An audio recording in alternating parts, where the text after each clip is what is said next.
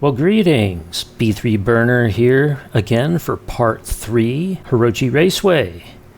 The change from version 16 to version 17, and you'll see that a few minor changes have taken place, some a little bit more moderate than others, and then there's been one pretty major change, and I'll touch in on that. But first, let's take an overall look around at the race course and see what we've got over here. Refresh your memory, these are the grandstands, the paddocks where the cars line up, the starting gate with the pole position digital display. They've added parking lots both off to the side here and behind the grandstands. We'll swoop on in here in just a second, but first I think they might have also dressed up the Hirochi Raceway sign and made it look a little bit more structured, like the Hollywood sign in the Hollywood Hills. They did a pretty good job with it. I believe this figure 8 oval is new, brought to you by Tasty Cola. And then this pedestrian bridge, which we'll see much better than we do here, is new. And I believe the area where I hit the wall and wiped out last time around, they've actually pulled the wall further away from the track and have this dirt sort of escape infield area. Where was that when I needed it? Getting back over here to the figure 8, looks like the circus has come to town. That's sort of the infield storage area where everybody waits. And then off over here, it looks like we have the addition of camera booms for the cameramen that are filming the race to be up in the bucket trucks. Let's back out a little bit, and you'll see, I don't know why the shadows come in when you zoom in, but there's also an extensive network of off-track roads that go around the immediate area. And this is probably the most major thing that's been added to the map, the off-course area for rock climbers and the large jeeps and things of that sort. So we'll touch in on all of that, but first, why don't we have a look? You've seen it from far away, you've seen it overhead. Now let's get up close and personal to Hirochi Raceway, and we'll start off with overall view of the grandstand and paddock area. I believe these bleachers are add-ons. I don't remember them from the last time. I only remember the Maine bleachers. They have since been updated a little bit. I believe they had blue seats, not red, and I think they've done a little bit more with the painting of the cement and even imitating the effect of pitting and paint wear. So again, attentions to detail, very similar to what we saw at the gas station in East Coast, USA. They've done a little bit more with the roof and given it a look of girder support, as well as up here in the front. Dropping down a little bit, I said down, not up. Looks like we have a tinted windowed press box area with the effect of fluorescent lights through the inside. I guess the fluorescent lights are on the inside, but there's nothing to see once you get in here. This would be presumably for people walking through the area, or I guess they could have seats, though they're not going to see much, even if they were seated here, because the backs of the chairs of the tops of the grandstands pretty much blocks any chance of seeing that. I like the overall effect of being at a race course, and here are where the people would line up along the starting line. These are the paddocks and the garage areas I believe I counted the numbers. They're only numbered 1 through 10, and then the paint scraped off. But if you counted all of them, it's about 32 spots. This, of course, is the starting line with the green lights.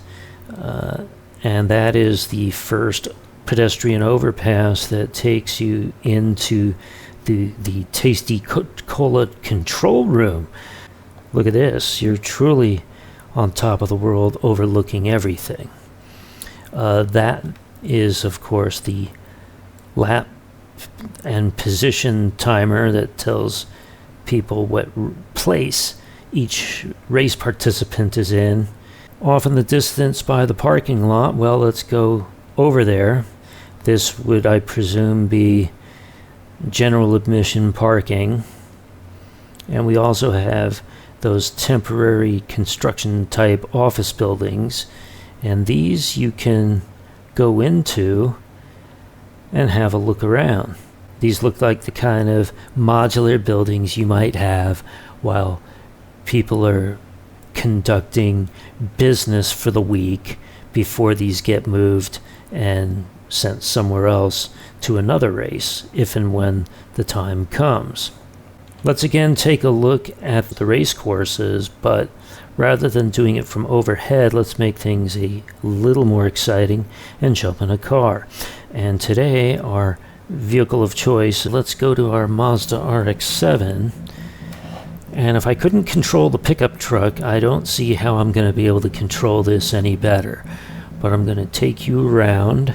We'll go to dash view, or not even dash view, hood view.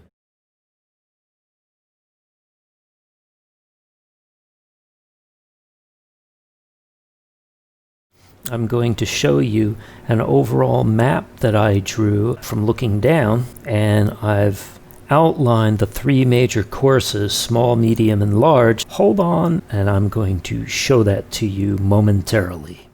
Looking down on the same thing I showed you, black and white with a color in the foreground so it sticks out a little bit better. Here are the grandstands, here are the paddocks. This is more or less the starting gate right here.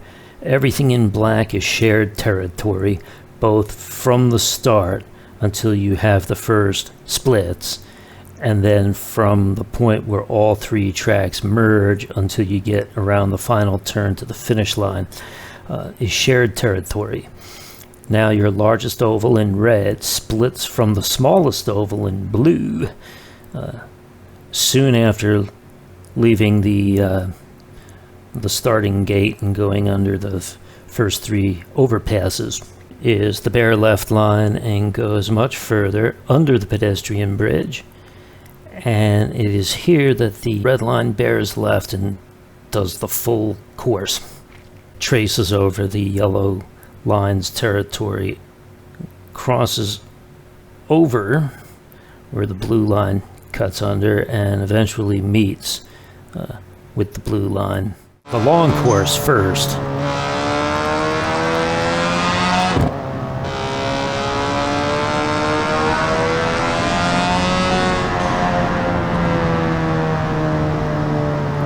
Split between the long and the short right over here. We're bearing left, long course.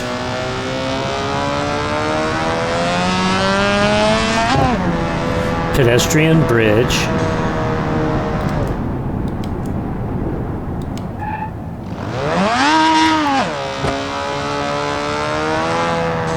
Long course. The medium course separated there to the right. I actually should have taken that and shown you that. Hell no, because I want to stick to one course at a time. There's where you get your turbo burger, or at least that's an advertisement to whet your appetite for one. Camera boom truck, and if I don't pay attention, I'm going to wipe out. This is where the off-road course would come in. Off to the left, you can see that's where it would continue if you were doing the off-roading. I'm going to show you that in a second. This is where all the courses come back together. We got to be really careful here.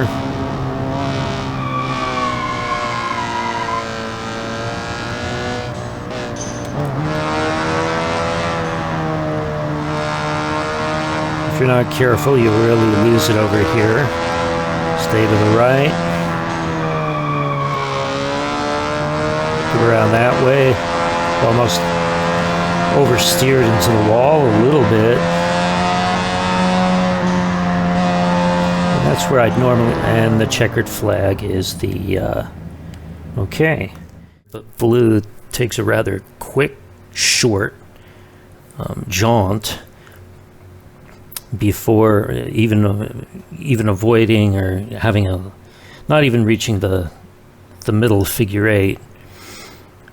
Going under the overpass that red and yellow will share, making a quick swoop around and getting back to the straightaway, that, or the final curve before returning to the grandstands and the finish line. Now let's do the short course. Mix it up a little bit.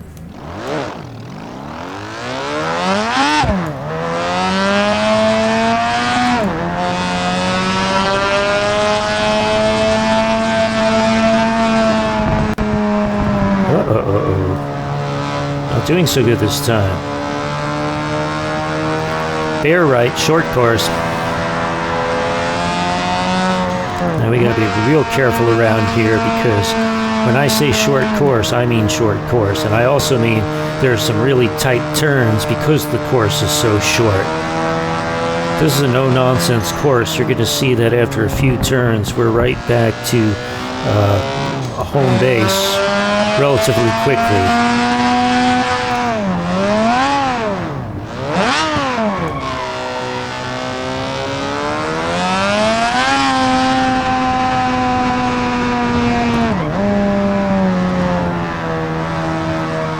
We already did our merge with the other courses. We're in the home stretch already.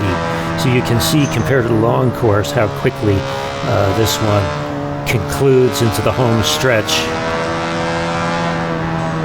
Back to the pop-up tents and the final turn into the grandstands. Wow, what was that all about? And past the starting line. Yellow line splits and makes up the medium oval. This one goes past the figure eight and it joins back up with where the red line takes a further path and merges with the blue line, and all three of them, as I said, take on the final turn, come in over here, and those are the extents of the three main road courses. Okay, now finally, the medium course.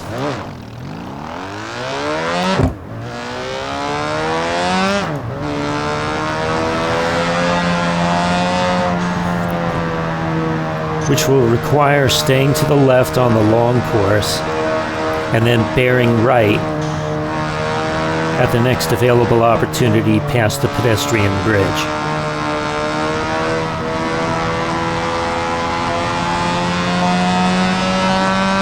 Here we go. The long southbound straightaway on the east side of the facility.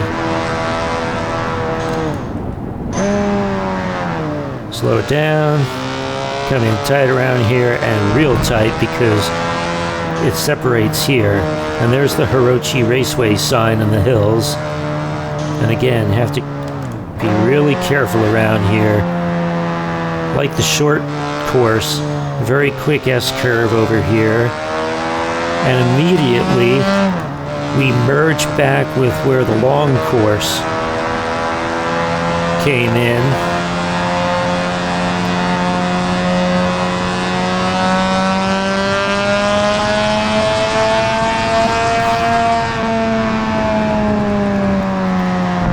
Quick merge, not concentrating on what I'm doing.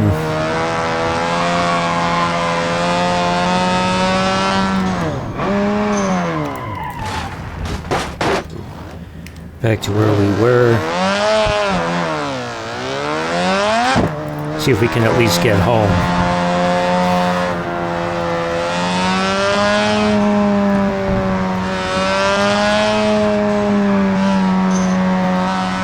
This car is so delicate at 2,800 pounds and mostly fiberglass and frame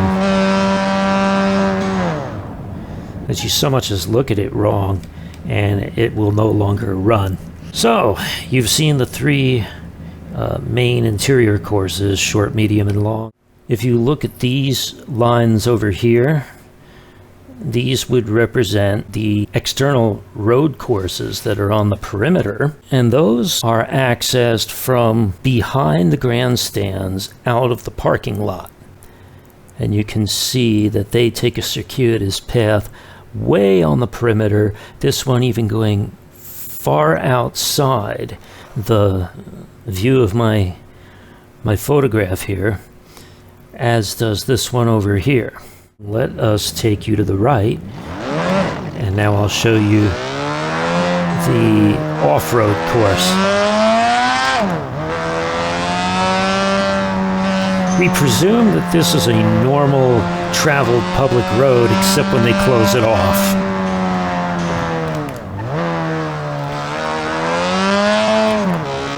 I would ignore the road off to the right here. The road we're on is the road we want to stay on. The confusion comes in when what appears to be a public two-lane road off to the side of the racetrack becomes part of the racetrack. Very disconcerting if you're not expecting to drive onto a race course or cross a race course. Case in point, double yellow line, race course. That's pretty dangerous.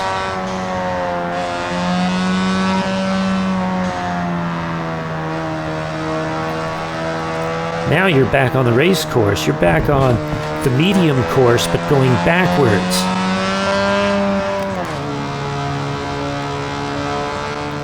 Round about now, people are thinking to themselves, I wish I get back to where I belong. And yes, you will. Now you're back on the two-lane road. Somewhat disconcerting if you're not expecting it. So I would think race officials would have to close down what's a public road before people race out here. And this is where, outside adjoining that road to the right, if we just stay on this road, we enter the final round, the final turn, where the three interior courses would have gone.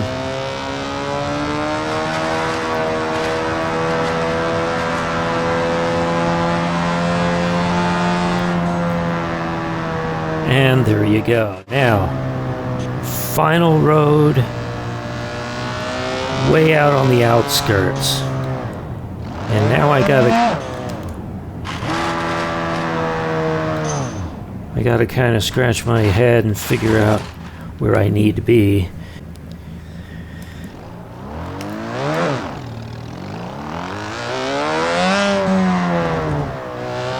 So I presume, I thought there was an outer stretch of roadway that I was missing, but apparently it's shared with this.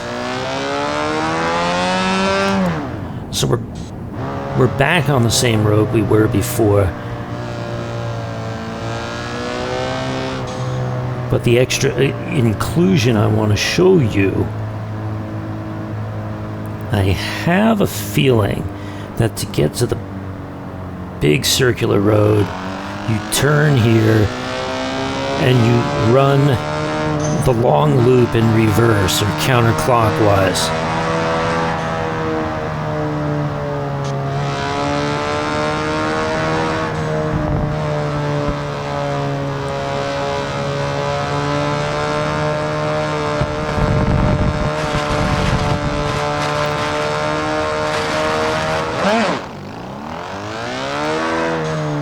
This is where I think you need to turn. And if you're not Johnny on the spot, you miss this quickly.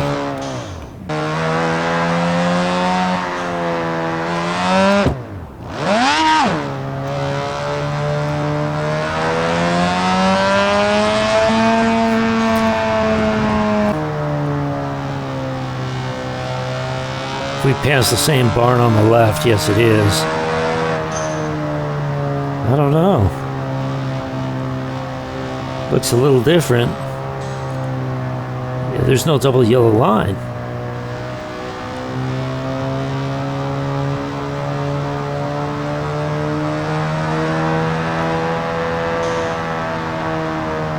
Now we merge with the road with the double yellow line.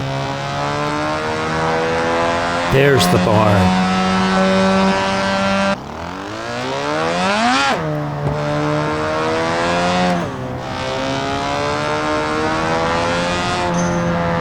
Circle around, covering the same territory as before.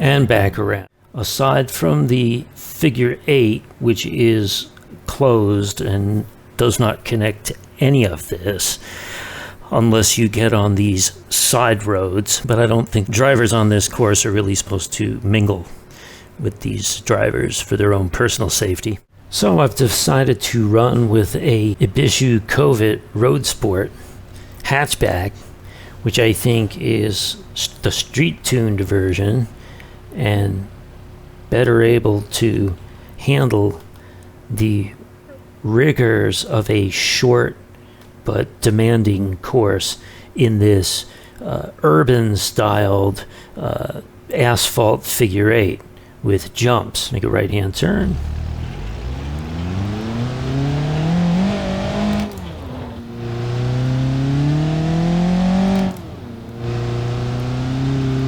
If I can at least keep it on the track, maybe you'll see a jump. If I can't keep it on the track, oh boy.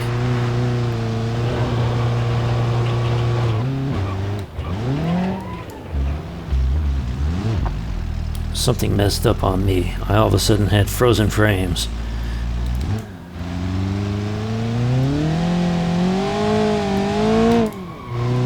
Really hesitated on me, something fierce. There we go. Now, unfortunately, it doesn't afford you the opportunity to do, it doesn't switch the figure 8 around in separate directions.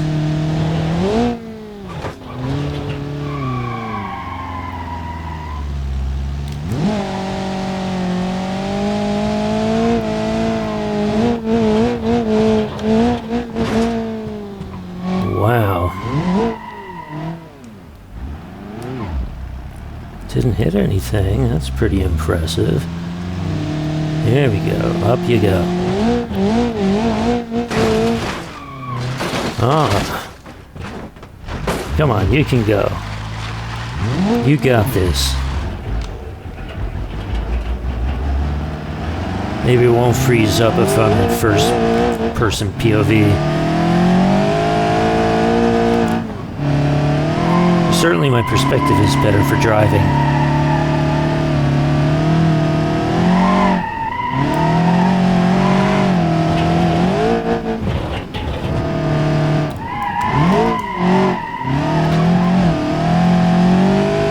Why don't we go around in full circles over here? This should be good for a laugh. Oh yeah.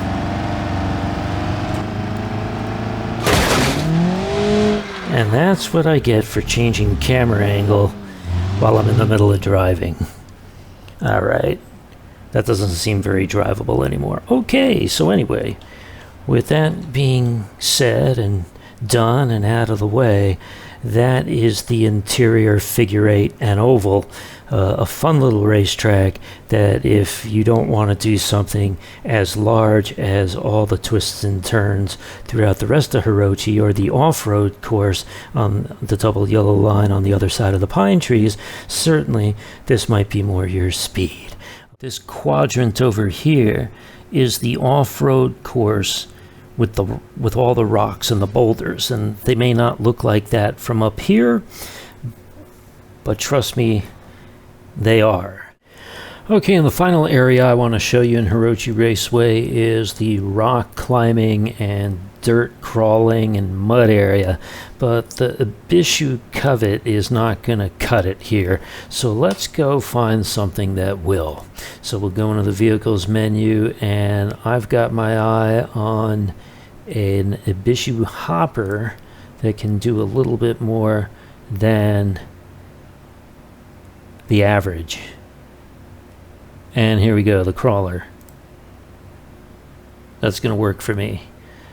Now, you can go into the modifications menu and raise it up even more and put bigger tires on it.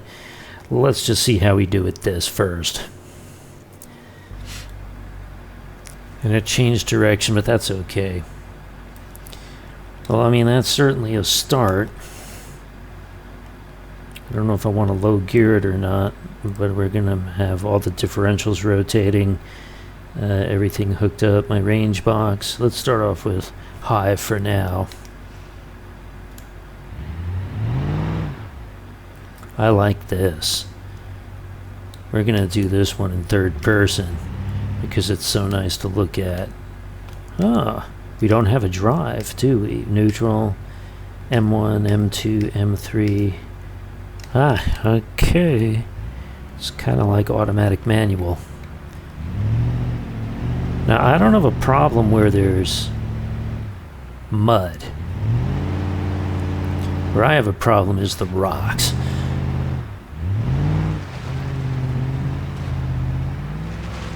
So long as my tires are big enough and I don't get stuck, I can deal with the mud all day long.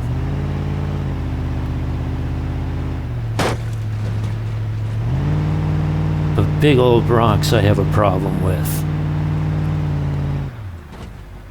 Now, I do think you have to be kind of smart about it. You can't just drive any old way. I mean, there is an issue of intelligence here. Whoa.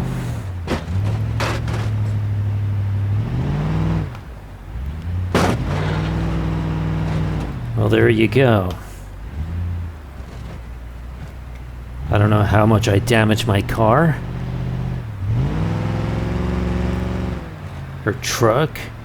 Here we go. I'll take goopy, nasty mud, but I had no problem with that. Anyway, what's over here? Oh, it's just another way of getting through it. Oh no, are you really serious? Really? Okay. This is outside the scope of my expertise, but I just wanted to briefly show you what was here. At some point, I would think I'm going to high bottom. Oh. Okay.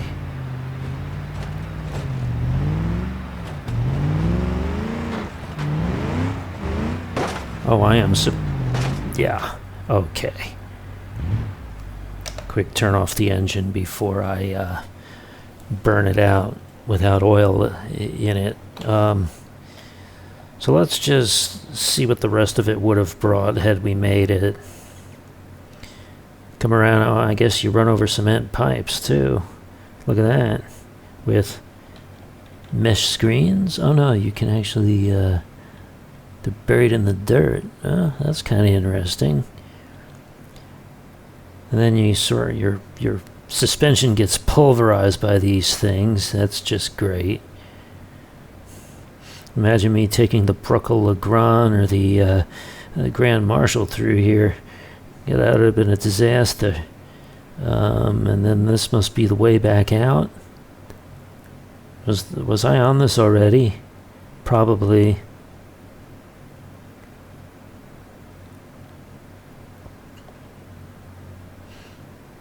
Yeah, because that's the entrance. So had I gone east instead of west, what would have happened?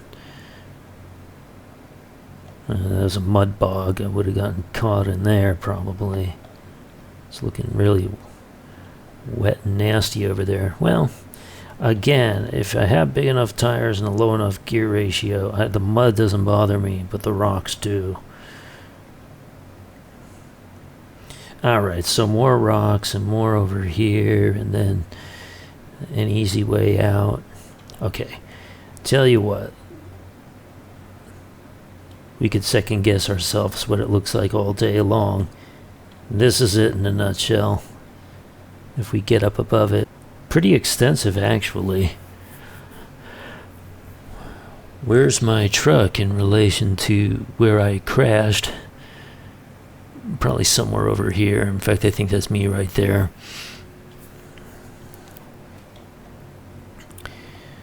So this was the entrance in, and I suspect I didn't make it very far.